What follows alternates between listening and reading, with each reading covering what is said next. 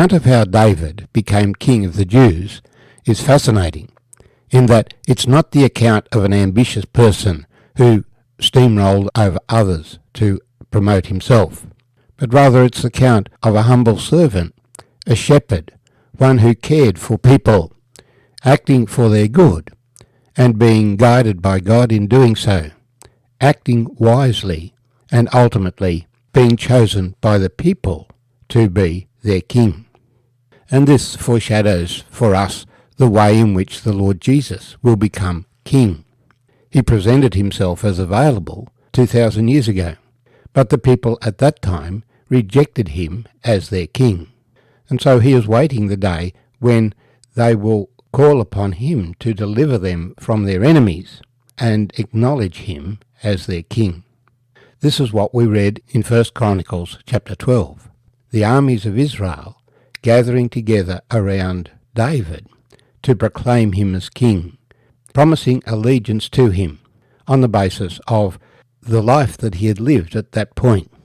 They all recognized his prowess as a soldier and honored him because he didn't take the opportunities he had to kill Saul, who was jealous of him.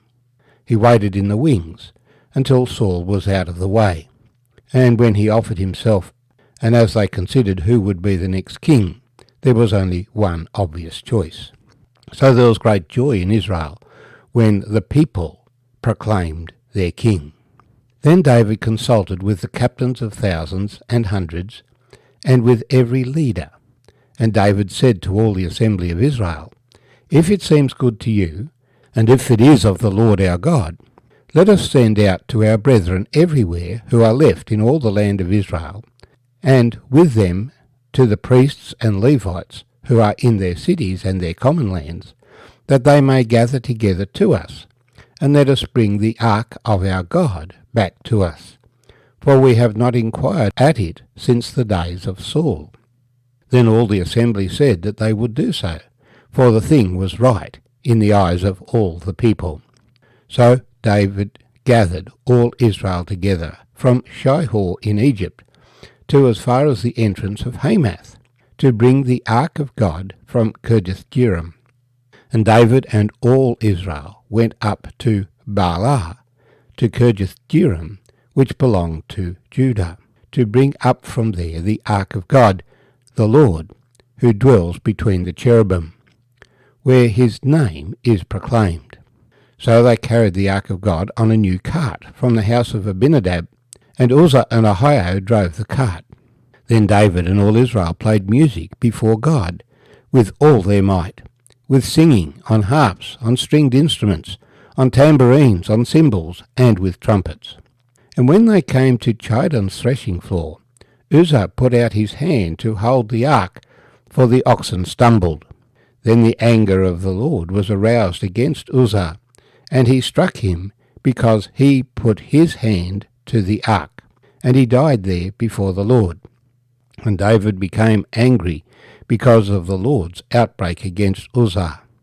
Therefore the place is called Perez Uzzah to this day. David was afraid of God that day, saying, "How can I bring the ark of God to me?" So David would not move the ark with him into the city of David, but took it aside into the house of Obed-Edom the Gittite.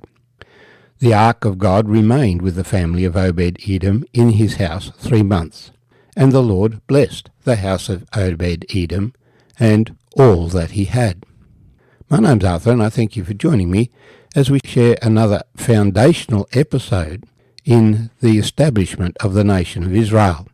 Ezra is rehearsing the foundation on which the nation was built, and that foundation, as well as being the house of David, was the worship of God. And these two things go together. There's discussion these days about separation of church and state, and the way that is promulgated by some is that the state should be godless. The state should have nothing to do with the worship of God. But that is completely contrary to the Scriptures, which declares that God appoints governments to administer the affairs, and that governments are accountable to God. and it was contrary to the intention of those who drew up the Australian Constitution, men who sought wisdom from God as they did so. The intent of the rule was that no particular branch that professed to be Christian should dominate over other branches, and in those early days there was strenuous efforts to maintain the integrity of each of the historical branches of Christianity. The first words that we read in 1 Chronicles 13 was, "Then David consulted with the captains of thousands and hundreds, and with every leader." The decision to bring the Ark of the Covenant to Jerusalem was not just a whim that David had by himself, but it is something that he discussed, because you can't impose the worship of God on people. So he was arguing that they were God's people. God had brought them to this place that day, and they should honour God, and that the Ark should therefore be beside him at the seat of government. Not that he should dominate the people through religion, but that God should be honoured above him, and that his rule would be subject to God. And that's what I like about the Australian Constitution at the moment, that the head of government is the Queen, who was coronated subject to the Lord Jesus Christ, and professes to believe in him and depend on him, not imposing her faith, but demonstrating her faith and making it completely legal for each of us also to have a personal faith and trust in Jesus Christ. So the people agreed. The bringing up of the Ark of the Covenant was a national event. The people from all over the country were incorporated, from down as far as Egypt, up as far as Hamath. They were all invited.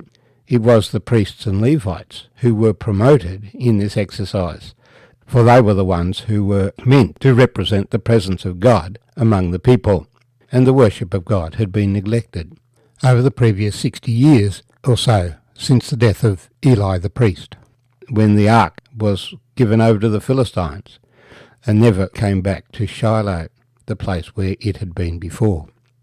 So there was much celebration, but then disaster struck. God had given specific instructions about how the Ark of the Covenant was to be moved, and it was to be carried by the Levites, having been thoroughly covered. But familiarity breeds contempt, and when it was brought up, Uzzah and Ahio put it on a cart, being very modern. But the cart stumbled, and they didn't want the ark to be endangered, and so Uzzah put out his hand to steady the ark, and the Lord struck him. He died there before the Lord. Well, this was a huge setback, and David suddenly realised that God is not to be taken for granted. How can I bring the ark of God to me? God is a holy God, and if we don't walk in his ways, he holds us accountable, whether we believe in God or not. For God shows no partiality. If we live a clean life, then we have the benefits of a clean life. If we live a proud life, then we will suffer the consequences of that proud life. So David left the ark where it was at the house of Obed-Edom the Gittite, but the Lord blessed the house of Obed-Edom, and so after 3 months David did proceed to bring the ark to Jerusalem, this time carrying it properly, this time with more sacrifice and more celebration and more joy. For the most precious thing that any person can have is the joy of the Lord and the presence of the Lord with them. Jesus left his disciples saying, "Go into all the world and preach the gospel. And lo, I am with you always, even until the end of the age." We don't have to go up to Jerusalem to have God with us.